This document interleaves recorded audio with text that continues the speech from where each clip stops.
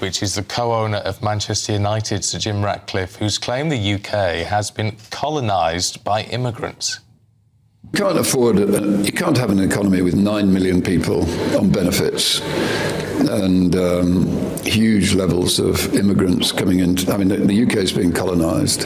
It's costing too much money. It will cause... It'll cause... Well, the UK is being colonised by immigrants, really, isn't it? Billionaire co-owner, as I said, called on politicians to show some courage by tackling immigration, welfare dependence and the weak economy.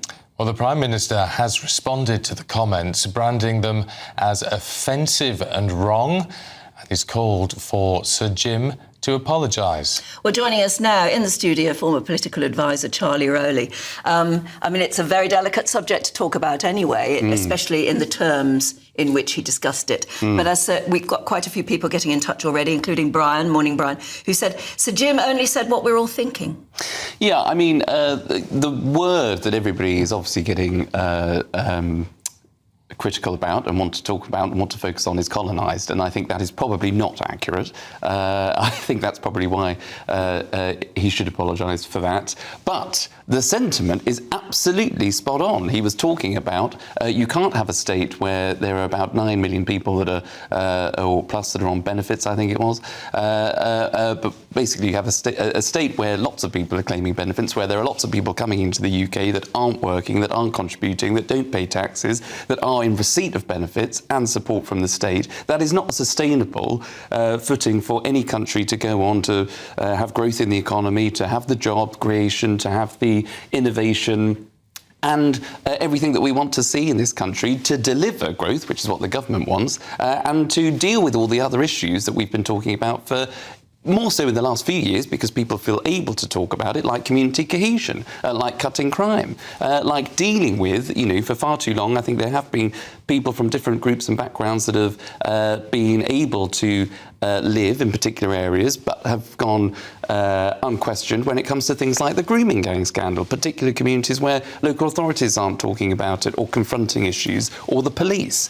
So we've got community breakdown in this country, we've got societal breakdown.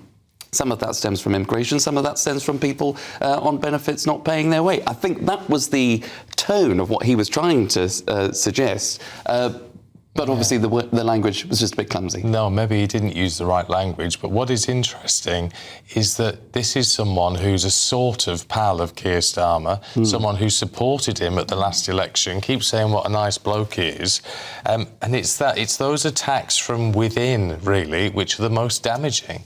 Yeah, and you're right, look, you know, Sir Jim Ratcliffe, you know, co-owner of Manchester United, you know, wants to bring investment, particularly to Manchester, particularly in the north, that he's talked about in the past.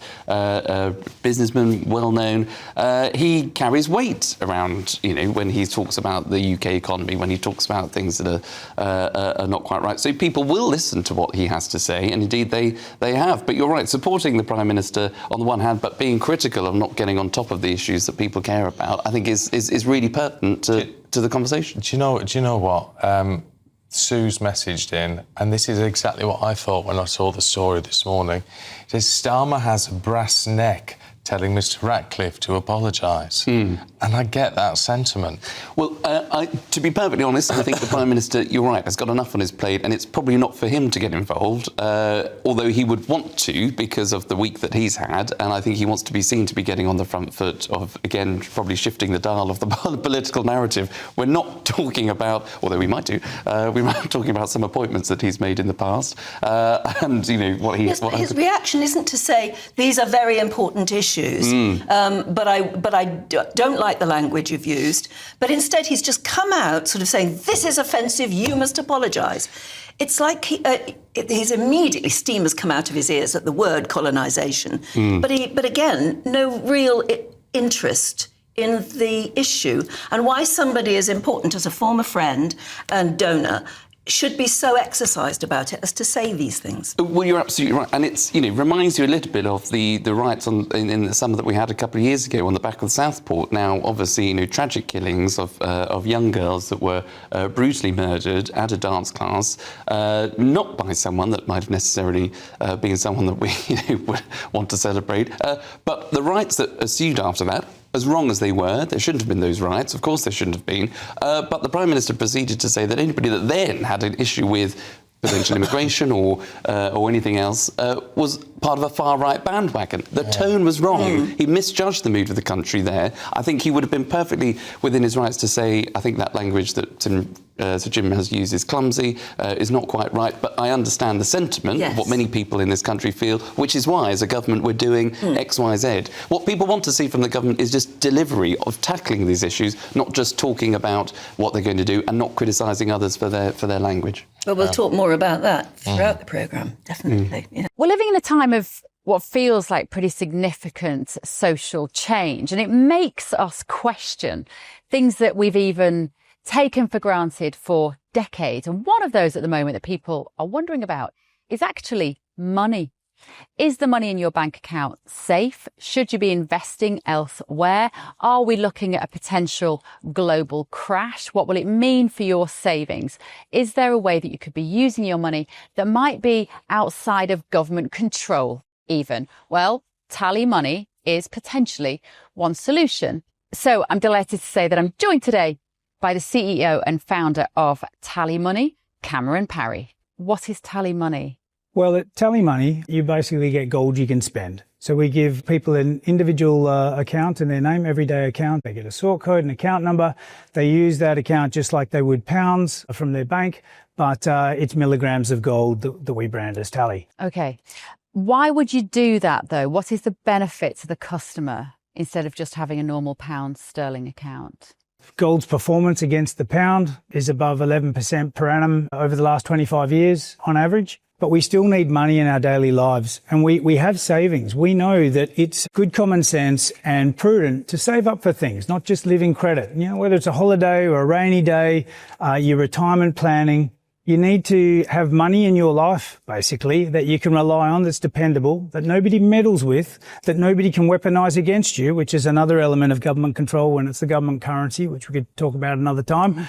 And it should be pretty simple and straightforward, and that's what we deliver at Tally. And really, we just want people to feel safe and happy with their money. There was a time when the bigger your bank balance, the more confident you felt. Now it's like, I need to do something with it. I can't leave it there. In Tally, you can. Okay, brilliant. Cameron Parry from TallyMoney, thank you so much. Thank you, Bev.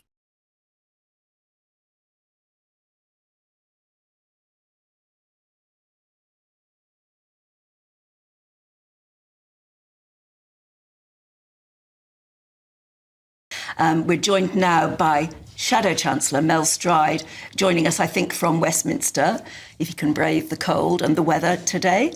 Let's see if Mel Stride is there. Good morning to you, Mel. Good morning to you. Thank you so much for joining us. There's such a lot to ask you about. So many issues, and they're all so big. But can I ask you first, because this is getting people really hot under the collar, about Sir Jim Ratcliffe's comments about the fact that we are being colonised by migrants? Well, that is not a term that I would have used, because I think it sort of conveys some kind of sinister aspect to people coming to our country. But I think that the truth that he is speaking to is nonetheless important and something that people are very concerned about, and that is the level of migration into our country. And that's why at the tail end of the last Conservative government we brought in reforms that have actually seen net migration quite dramatically reducing. But, you know, migration is a concern across our country at the moment, and I think in that sense the sentiments that he was expressing were right, but I would not have used that language. But isn't there a real issue here, Mel, in that, you know, this issue, one word gets seized upon by the establishment media, becomes a big row over that, completely ignores what you say is a legitimate issue for so many people around the country? Yes, indeed, and that is the point, that we must not lose sight of the fact that it is a real and very legitimate issue. The size of net migration has been far too high for far too long, as has illegal migration, of course, which is out of control. This government said that they'd step in and had all sorts of things they were going to do to fix that. These things have not worked, and we have a very clear plan as a Conservative Party as to how we will get illegal migration, those boats crossing the Channel, down, and that's through having an effective deterrence here, so that people know that if they come to our shores under a future Conservative government, they will be going straight back again. And that's the key factor in our policy. Hello. Morning. Sir Jim Ratcliffe, James, well, has been yes. colonised by immigrants. He has certainly attracted a lot of headlines. The Mirror saying it's shameful. It's on the front page of the Star as well. Some people really have their hackles up. Piers Morgan, never a man to be shy about expressing his opinion, has said, aside from his blatant lies, ignorance about UK population numbers, Ratcliffe is an immigrant tax exile in Monaco, and most of his Man U team are immigrants to the UK. So that's his point of view. The problem with what he said is language, which is so important. I remember, I'm sadly old enough to remember in the 80s when Mrs. Thatcher talked about this country being swamped by immigrants, and that became a stick with which to beat her. And recently, I think Robert Jenrick said we're suffering an invasion of immigrants. And do you remember David Cameron said there's a swarm, or they're swarming in from Europe? Yes. And it wasn't so much the point he was making, it was the fact that people took exception to that word. Well, they did. And the fact that we remember Mrs. Thatcher from all those decades ago shows that language matters. In politics, every single word you say will be picked over on programmes like this, and newspaper front pages will be deeply analysing what you say. So it does matter. And I know Ratcliffe isn't a politician, but he's a very, very high-profile businessman, and he should be more careful about what he says. James, you say it matters, but does it actually matter to the country as a whole? I would argue that absolutely it doesn't, and that people around the country share the concerns clearly that Ratcliffe has had in that interview, which I think was actually quite a measured interview. It's that word, but it just strikes me as typical Westminster Bubble. You mentioned invasion and all these things that people get obsessed with, but actually in the wider community, the essence, the thrust of what he was arguing, people agree with. Yes, that may well be true. My other concern is that we live in a very febrile world that is fueled by social media, and one word out of place can, light a bonfire. And people, I think Charlie mentioned earlier, they talked about the riots after the Southport killings. People can get extremely inflamed by words. But that word has put it on the front page of every newspaper, something that people row back from even wanting to discuss. Do you not think it's a good thing, in a way, controversial though it is? It has put the matter on the front pages. I think it highlights one point that he really wants to get across, fundamentally saying that he doesn't feel like Keir Starmer is the right man to change things. And I think deep down it's kind of that worry. And I think seeing wealthy business people leave the country, seeing the way the tax is going, seeing the way that actually the amount of people on benefits is rising, I think that's a worry for a lot of people. And actually, minus this story itself, but the middle class, the people that are going to get squeezed again and again. Yeah, but should he apologise? Yes, because I think that is a loaded word, and in this day and age, as I said before, you have to measure each word that you use carefully, and there are so many connotations to the word colonisation. History is being reassessed in the light of our colonial history, and you've got to be extremely, extremely cautious about what words you use. Well, it depends who's using it, because lots of people who clearly have big issues with what they say, the British Empire was all about in, colonial past, are only too happy to throw the word around.